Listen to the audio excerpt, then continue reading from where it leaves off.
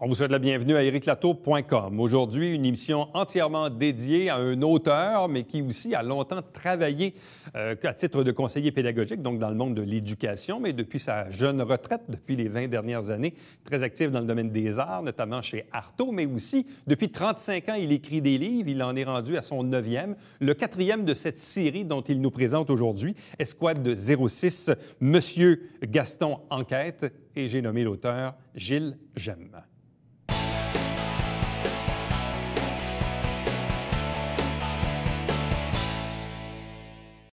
Gilles Gemme nous arrive avec un nouveau roman, Escouade de 06, Monsieur Gaston Enquête. On l'a ici dans les mains. Gilles Gemme est avec nous. Bonsoir et bienvenue. Bonsoir. C'est pas le premier? Non. De cette série, c'est le 4e. Et dans l'ensemble, c'est le 9e. Et dans l'ensemble, c'est le 9e. Ouais. En combien d'années? En plusieurs années, là. Cette série, ça s'échelonne sur 7 ans. Et le reste, j'ose quasiment pas le dire, mais sur 35 ans. Je suis un petit peu paresseux en écriture. J'écris pas rapidement. 9 livres en 35 ans? Ouais. Est-ce que c'est une bonne moyenne? Bon, pour moi, oui. Ça implique quoi écrire? Qu'est-ce que ça implique dans la vie de tous les jours, même quand on est retraité, puis qu'on est très actif, là? Oui, mais ça implique, je pense, d'entrer dans son bureau tous les jours et puis de travailler tous les jours. C'est une discipline? Oui, c'est une discipline. C'est une discipline parce que moi, je ne crois pas beaucoup je dirais, à l'inspiration. Tu sais, tu attends d'avoir l'inspiration pour écrire. Je pense que ça, c'est pas vrai. L'inspiration, elle vient au bout des doigts quand on est assis devant le clavier. Oui, c'est ça. C'est l'inspiration qui nous arrive comme ça. Ça peut arriver. Je ne dis pas que ça n'arrive pas. J'ai déjà, à un moment donné, écrit une chanson. Je me suis levé avec l'idée. Et je pense qu'à 2 heures l'après-midi, la chanson était écrite. Et puis, j'en étais très heureux. Ça peut arriver à l'occasion. Mais je pense que la majorité du temps, on provoque un petit peu l'inspiration. C'est en travaillant avec les mots, c'est en travaillant avec les idées, c'est en faisant en sorte que des idées se confrontent et que les mots se confrontent qu'on arrive à créer quelque chose. Avant d'arriver à cette série, quels ont été les autres ouvrages auparavant? Il y a eu on monte il y a 35 ans, je parle. Oui.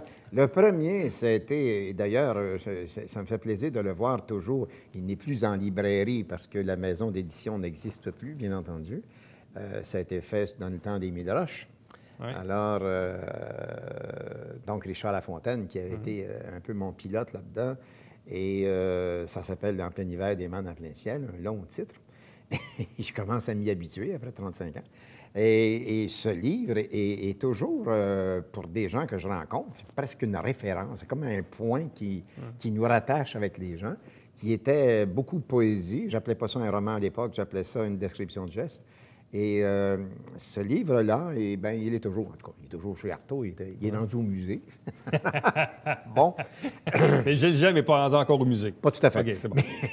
Mais le roman l'est, lui. Il y a eu ensuite 2 autres romans, et il y a eu aussi le livre que j'ai fait sur Robert Lorrain, peintre et sculpteur, il y a quelques années. Je suis très heureux de ça parce que ça a peut-être aussi fait en sorte que maintenant, Robert Lorrain est une sorte d'image de la ville de Saint-Jean, puisqu'on retrouve ces sculptures au centre-ville. Ils sont toujours là un peu partout. Là. Ils sont toujours là. Parce qu'au début, ça devait être pendant une période de temps. Ça devait être pendant une période de temps, simplement. Non, mais c'est vrai, à chaque fois que je vois une sculpture de Robert, je me dis toujours, ça ne devait pas être temporaire. Oui, ça devait être temporraire. Et c'est arrivé pour la présentation du livre et présentation de Robert Lorrain. Et puis finalement, je trouve que la Ville a pris une décision merveilleuse, puisque maintenant, ça fait partie de l'image de la Ville de Saint-Jean-sur-Richelieu, toutes ces sculptures, que je trouve toujours sublimes. Là. Tout à fait. Et là, on arrive donc à cette série, le 4e de cette série, Escouade 06, Monsieur Gaston Enquête. Quel est d'abord le fondement même de cette série, si on remonte au premier? L'idée première que j'ai eue, c'est à un moment donné, j'ai fait comme une période de ma vie, 3 ans, où j'ai été au ministère de l'Éducation pour travailler à l'écriture du programme de français pour les écoles secondaires du Québec. Et puis, je me disais, il manque un pan à ce programme, mais compte tenu du temps qu'on avait, on n'a pas pu aller explorer plus loin. Le pan qui manquait, c'était il faut donner le goût de lire. Il faut transmettre le goût de lire et d'écrire aussi, mais il faut transmettre le goût de lire. Et quand je suis revenu ici à la commission scolaire 3 ans plus tard, on avait commencé à faire des fiches de lecture parce que c'est pas vrai qu'on prend n'importe quel livre, on donne ça dans les mains d'un enfant de 10 ans, 12 ans en disant « Regarde, tu vas aimer lire. » Bien là, ça dépend de ce qu'on lui donne aussi. Alors, on avait fait des fiches pour adapter finalement le niveau de difficulté au niveau de compréhension normal d'un enfant de 11 ans, 12 ans. Alors, mais il me restait toujours cette idée, il faut que je fasse quelque chose de différent. Et à un moment donné, j'ai eu l'opportunité, avec la Maison du Phénix, on m'a offert finalement de travailler une série. Alors, je me suis dit, quel est le type de livre qui devient en quelque sorte un jeu? Parce qu'un roman policier, c'est ça. C'est sûr que je suis un fan de romans policiers. Moi, j'ai toute la collection d'Agatha Christie, de Simenon. Mais je me disais, ça peut être intéressant parce que le jeune lecteur, ou même quelqu'un qui n'a pas une habitude de lecture très grande, ça devient un jeu. Parce que l'auteur joue avec le lecteur. C'est-à-dire, on avance des hypothèses dans la résolution de l'énigme, mais le lecteur est appelé à faire son bout de chemin. C'est-à-dire, tu lis quelque chose et « Ah, oups, je me suis trompé. C'est vrai, là, il y avait telle affaire qui s'était passée avant. » Alors, c'est un jeu, et je pense qu'à l'image des jeux électroniques, là, ça devient une façon d'aimer découvrir des trucs. Est-ce que cette série, est-ce qu'on pourrait la qualifier de roman jeunesse ou si elle s'adresse à un public un peu plus élargi? Bien, c'est-à-dire que c'est publié par une collection, par une maison d'édition qui s'adresse aux jeunes, c'est évident. Ouais. Sauf que moi, ce que je me dis, c'est si on aime lire un texte, moi, quand j'écris pas pour les jeunes. C'est sûr que je ne ferai pas exprès pour faire des phrases de 74 mots, là. Mais je n'écris pas pour des jeunes. J'écris une histoire, autant que possible imagée, et surtout là-dedans, ça s'y prêtait avec mon nouveau personnage, M. Gaston, avec beaucoup d'humour. Mais je pense que, d'ailleurs, c'est toujours écrit en 4e de couverture. On s'adresse autant à des adultes qu'à des jeunes. Bon, j'aime bien lire, évidemment, l'arrière ici. Ça donne toujours un peu l'eau à la bouche sur à quoi peut ressembler le livre. On dit... Les parents de Caroline et d'Alex organisent un barbecue pour souligner les succès de 2 amis, mais aussi pour accueillir M. Gaston, au sein de l'escouade 06. Ce drôle de chien au regard singulier et à l'air innocent participera, malgré lui peut-être, à une vaste enquête impliquant différents corps policiers, tant au Québec qu'en Europe, Sherbrooke, Montréal, Cannes, Amsterdam, Bâle et Saint-Blaise-sur-Richelieu. Il va falloir qu'on m'explique. Bon, vol de bijoux, trafic d'œuvres d'art et de drogue, pillage, espionnage, meurtre. Une enquête remplie de rebondissements qui demande ténacité, perspicacité et sang-froid à Caroline, Alex et à M. Gaston. C'est qui, M. Gaston? M. Gaston, c'est M. Gaston, virgule. M. Oui. Gaston, virgule. Alors, M. Gaston, c'est un chien comme ça que les parents de Caroline et Alex, finalement, ils l'ont offert ce gentil petit pitou, gros pitou, pour célébrer les succès de Caroline au piano et les succès d'Alex dans un concours littéraire et puis tout ça. Et là, M. Gaston se retrouve là, et puis malgré lui, peut-être, il va faire partie de l'escouade 06. Et donc, M. Gaston est un personnage, c'est pour ça que je dis en 4e de couverture, un peu malgré lui, parce que plutôt indolent, un œil à moitié fermé, l'autre à moitié ouvert. Là, voilà, mais il est toujours là au bon moment. Et pourquoi l'enquête peut-elle se transporter de Montréal à Cannes, Amsterdam et Saint-Blaise-sur-Richelieu? Et Saint-Blaise-sur-Richelieu. Qu'est-ce qui s'est passé le soir ou la journée que vous avez écrit ça? Je sais pas. Bien, c'est-à-dire que ce que j'ai voulu faire, parce que j'essaie de changer dans la série, je ne dis pas qu'il y a un aspect didactique, mais j'essaie d'amener des éléments nouveaux. Alors, j'ai joué avec 2 paliers d'action. Il y a des actions qui se sont passées avant, et c'est ce qu'on retrouve en Europe principalement, où il y a eu du trafic de bijoux et de choses comme ça. Et ensuite, ça s'est transporté au Québec. Parce que le père de Caroline a finalement ouvert une maison consacrée aux arts à Montréal. Il travaille avec un de ses amis qui a une maison à Sherbrooke, mais le père de Caroline habite Saint-Blaise.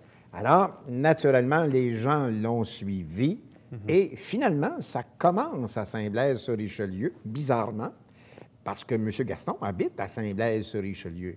Alors, ce qui fait qu'on a des points d'ancrage un peu disparates, là, un peu, ça surprend un peu, mais Saint-Blaise-sur-Richelieu, très important. C'est un point central de l'histoire. Tout à fait. Il se passe des choses bizarres à Saint-Blaise. Hein. Oui, il se passe des choses. Quand on est sur la bizarres. 40e, là, pas loin du Grand Bernier, là, il y a comme une église dans le fin fond. Là, je trouve ça un peu mystérieux quand on arrive à Saint-Blaise. Hein? Oui, c'est un beau lieu. Oui. Et ça me prenait un lieu, justement, contrairement à Montréal, rue de la Commune, et Sherbrooke, en plein face à l'Hôtel de Ville sur Windsor. Sur Windsor? Oui. Wellington. Oui. Pourquoi j'ai dit Windsor? Alors, ça, c'était des régions densément peuplées. Et tout à coup arrive, oups, une région qui est ouverte, là, où il peut se passer quand même des choses. Cette série d'Escouade 06, c'est aussi Une semaine de fou, un escargot sur la main et sous le pont Jacques-Cartier. Oui. Donc, il s'en est passé des choses. Oui, pas mal, pas mal. Depuis 7 ans, Caroline et Alex ont été fort occupés. Ça prend combien de temps écrire un livre comme ça? Comme je disais... À petite dose, là? Oui, comme On je parle disais de quoi, au début, 230 pages à peu près? Oui, c'est ça. Comme je disais au début, je n'écris pas, moi, à une vitesse vertigineuse, mais disons 1 an et demi. 1 an et demi, mais le processus est un peu plus long parce qu'ensuite, ça va chez l'éditeur, on entre en correction, on peut changer des choses. Alors, en tout, 2 ans, un petit peu plus de 2 ans, mais 1 an et demi d'écriture. Et le problème d'un roman à suspense comme ça ou d'un roman à intrigue, c'est que l'auteur n'a pas le droit d'échapper le moindre détail. En poésie ou tu peux toujours dire, bien, je laisse ça de côté pendant une semaine, c'est pas grave, je vais m'y retrouver. Mais dans un roman comme ça, je ne peux pas laisser échapper un seul petit détail, parce que le lecteur peut dire, ben oui, mais là, il y a 8 pages ou il y a 20 pages, c'est dit qu'il était à tel endroit et qu'il faisait telle chose. Ouais. C'est pas compatible avec ce qu'on dit maintenant. Alors, il faut ne rien échapper. C'est pour ça que c'est pour ça que ça peut devenir long, parce que je suis obligé, des fois, quand je reprends après 2 semaines, de tout relire. Je ne peux pas continuer comme ça. Quand on est actif dans la vie de tous les jours, soit parce qu'on travaille ou même parce qu'on est très impliqué aujourd'hui, malgré la retraite, humainement, qu'est-ce que ça fait d'écrire? Ça fait du bien? C'est un loisir? C'est un échappatoire? Bien, ça fait du bien en ce sens que moi, j'ai un petit peu passé ma vie dans le domaine de l'écriture.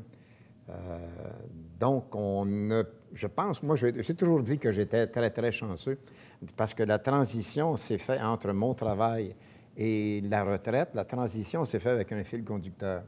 Il y avait la lecture, il y avait l'écriture, j'ai continué. Alors, ça c'est bien parce que moi, je dis que ce qui doit être épouvantable à vivre, heureusement, je n'ai pas eu à le faire, c'est de prendre une retraite et là, de se dire, qu'est-ce qu'on fait maintenant? Je n'ai jamais eu besoin de me poser cette question-là parce que la seule chose, c'est que mon bureau a changé de place un peu plus. Il est rendu à la maison, il y a moins à faire. Et c'est tout. Je continue le même type de travail que je faisais avant, travailler à la promotion des arts et travailler à l'écriture. Ouais. Alors, pour moi, en ce sens, ça fait du bien parce que je continue à faire ce que j'aime. La carrière, évidemment, comme conseiller pédagogique en français et en art, ça a duré quoi, plus de 25 ans? Oui. Puis avant ça, c'était quoi, un job d'enseignant? J'ai été enseignant pendant 6 ans ou 7 ans, je ne sais pas. Qu'est-ce qui fait qu'on passe d'enseignant et rapidement à conseiller pédagogique? Parce que Peut-être... la majeure partie de votre carrière étant conseiller la majeure pédagogique. partie étant comme conseiller pédagogique. Peut-être parce qu'il y avait un besoin à l'époque, c'est-à-dire qu'on était en train de... Il faut dire qu'on passait, c'était l'époque du rapport parent ou à peu près, là. On passait d'un programme de français qui disait à peu près ceci, c'est-à-dire en 8e année, tu enseignes le Moyen-Âge, puis et voilà, c'était ça le programme, on y allait par siècle, ce qui était un petit peu aberrant. Et là, on avait besoin de ressources. Puis à cette époque-là, moi, j'avais déjà commencé ici à travailler à des idées, de ventiler, d'organiser un petit peu un programme dans mon enseignement. Finalement, ben il y a un poste qui s'est ouvert. J'ai eu le poste. J'étais très, très heureux parce que déjà, j'avais commencé à travailler, à collaborer avec des gens au ministère de l'Éducation. Alors, je suis arrivé comme ça s'est fait sans aucune transition difficile. Et quelle est l'influence? Ça peut paraître une drôle de question, mais vous savez, politiquement, hein, on parle beaucoup de l'avenir des commissions scolaires, puis on dit qu'il y a trop de fonctionnaires dans les commissions scolaires, puis ainsi de suite, puis il faut ramener l'argent dans les écoles, mais quelle est l'influence d'un conseiller pédagogique dans l'intérieur du système scolaire? Moi, je dis que c'est énorme. Je dis que c'est énorme. Malheureusement, on est en train de les faire disparaître. De toute façon, on fait disparaître des commissions scolaires. Oui. Mais c'est énorme. La raison pourquoi je dis ça, c'est que l'enseignant, au jour le jour, il est pris avec des problèmes réguliers, quotidiens à gérer. Il n'a peut-être pas le temps de prendre le recul nécessaire et d'ajuster son enseignement compte tenu de nouvelles priorités au ministère de l'Éducation ou autre. Alors, le conseiller pédagogique était là, lui, pour faire cette transition-là, de prendre le temps de réfléchir ou d'aller chercher l'expertise nécessaire pour alimenter l'enseignant. Il sort, je prends seulement un exemple, le matériel didactique, il y en a, toutes les maisons d'édition s'acharnent à sortir du matériel didactique. Tout n'est pas bon. Est-ce qu'on va demander à l'enseignant de mettre je ne sais pas combien d'heures par semaine pour analyser et lire ce matériel? Alors, la table des conseillers pédagogiques, à l'époque, servait à ça. On se réunissait, c'était à la Montérégie, et on analysait, ça prenait le temps qu'il fallait, on analysait le matériel pédagogique, et ensuite, on pouvait le proposer aux enseignants en disant, voilà les forces et les faiblesses de chacun de ce qui nous a proposé. Quand on dit, justement, tout n'est pas bon, et effectivement, on l'a vu, là, moi, je fais partie de la cohorte là, des années 70-80 où il y avait beaucoup de changements de programme qui devaient toujours nous améliorer. On n'avait pas toujours l'impression qu'on s'améliorait. Et même les professeurs qui étaient devant nous soulevaient eux-mêmes des questionnements. Je me rappelle encore d'images. Le professeur dit, bon, là, on a un nouveau programme cette année, on ne sait pas trop ce que ça va donner, mais là, on n'a pas le choix de vous l'enseigner. Donc, on sentait même de la part des enseignants très peu d'engagement. Tout à fait. Est-ce qu'on s'est amélioré finalement avec le temps? Je dirais oui et non.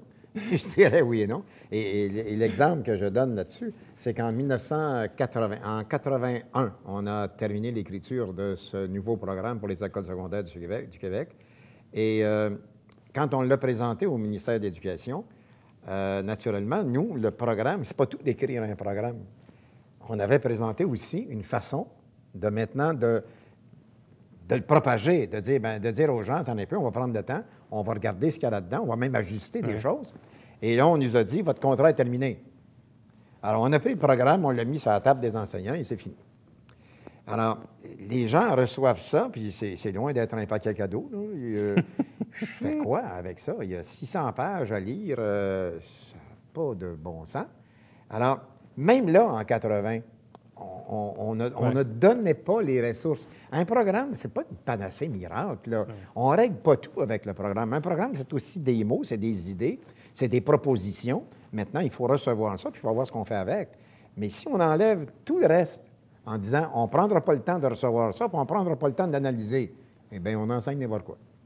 Alors, je pense que ça, c'est quelque chose qui a souvent été oublié au ministère de l'Éducation et dans nos commissions scolaires. Dans les commissions scolaires, parce qu'ils n'ont pas le choix d'oublier ce truc-là. Oui, mais quand on regarde tout le débat à l'intérieur des fameuses compétences transversales, ça a plus mêlé tout le monde qu'autre chose. Là. Tout à fait. Ça n'a pas eu l'effet, disons, escompté. Mais juste pour compléter la parenthèse sur le français, je trouve ça drôle parce que en 85-6 à peu près, quand j'étais à la Polyvalente à Armasco, je ne le nommerai pas par respect, mais mon prof de français de secondaire 4 nous avait dit, vous voyez, là, ça, c'est le nouveau programme du gouvernement, c'était une grosse brique.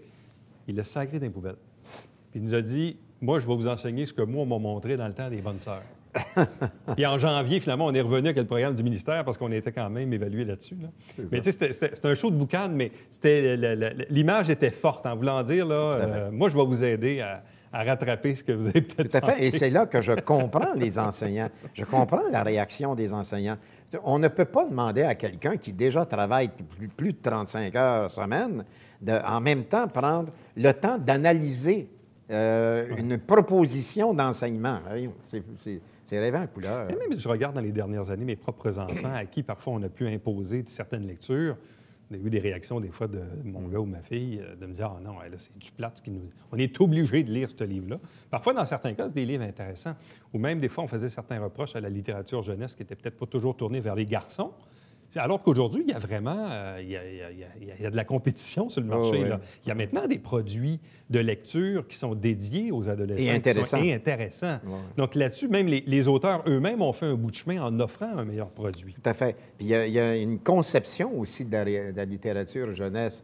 Bon, je ne vais pas porter de critique nécessairement, mais dans les années 80 entre 80 et 90, la conception qu'on avait de la littérature jeunesse, c'est pas trop compliqué, simple à comprendre. Oui, c'est ça. Mais là, ça ne veut pas dire que c'est bon, ça. Tu sais, je peux en faire des textes pas trop compliqués, simples à comprendre. Ça peut être... Plate. Oui, c'est ça. Alors, on avait de tout dans le marché et on n'avait aucune façon de faire le tri là-dedans. Alors, sous le couvert de la littérature jeunesse, je dois dire qu'il s'est publié des choses pas tout à fait intéressantes. Donc, Gilles Gemme, c'est une carrière principalement, oui, en éducation comme conseiller pédagogique en français et en art. Et depuis cette retraite, il y a combien d'années maintenant?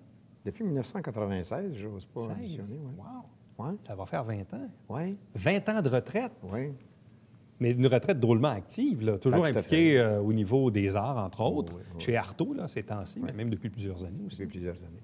Oh oui, mais c'est ça. Moi, d'une part, je dis, quelques années après, je dis plus que j'ai pris ma retraite, j'ai l'impression de radoter. Alors, on continue à travailler. Vous êtes plutôt dans votre deuxième carrière. Oui, c'est ça. Puis de toute façon, je l'ai dit, je suis très, très chanceux. Je continue à faire ce que j'aimais faire. Alors, j'ai pas l'impression... J'ai l'impression qu'il y a eu une date, quand on me pose la question, le mot 1900, la date 96 me revient, mais j'ai pas l'impression qu'il y a eu une brisure ou quoi que ce soit, là. Alors, j'ai continué à faire ce que je faisais, et puis avec des horaires plus souples, c'est assez extraordinaire.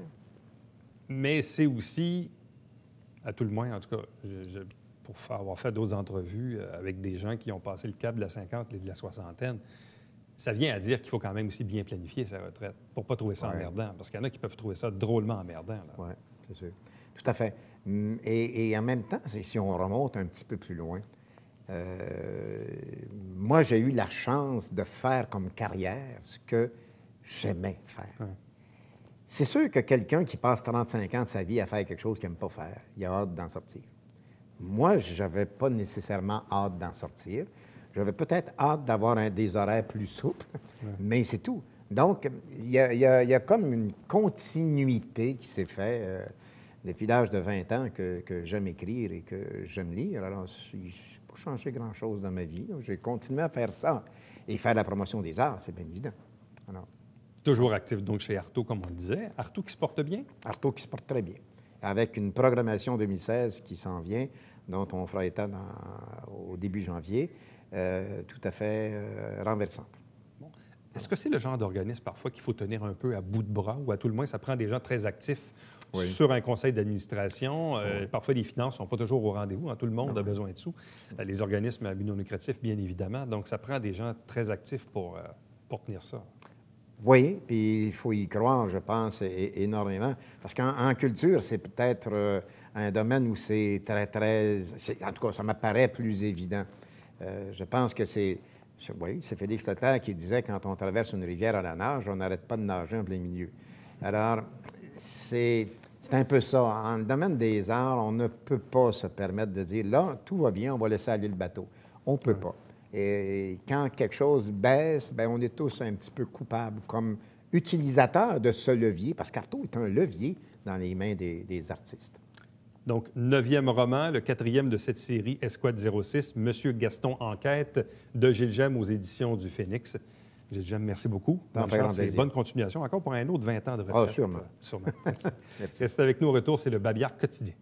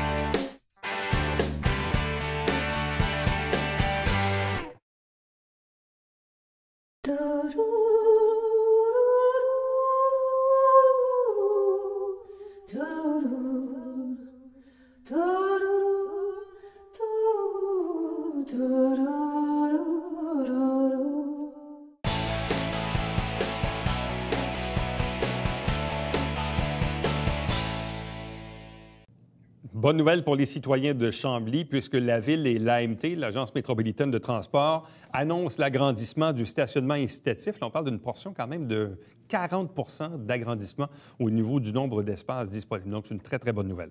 À chaque semaine, on vous présente des extraits du Conseil municipal Saint-Jean-sur-Richelieu. Vous avez un rappel de la grille horaire. Rappel aussi du télébingo tous les dimanches matins, 9h30 en direct avec 3 500 $ en prix chaque semaine, dont la carte pleine est à 2 000. Il y a 30 dépositaires dans la région où l'on diffuse pour acheter vos livrets de bingo. Et puis, un rappel également de la liste. Vous allez sur tvhr9.com ou 358-1912. Un rappel aussi de notre adresse coordonnée. Vous les avez à l'écran. Et pour me joindre directement par courriel, Éric Latour en un mot à commercial tvhr9.com. Rendez-vous demain. Bye bye.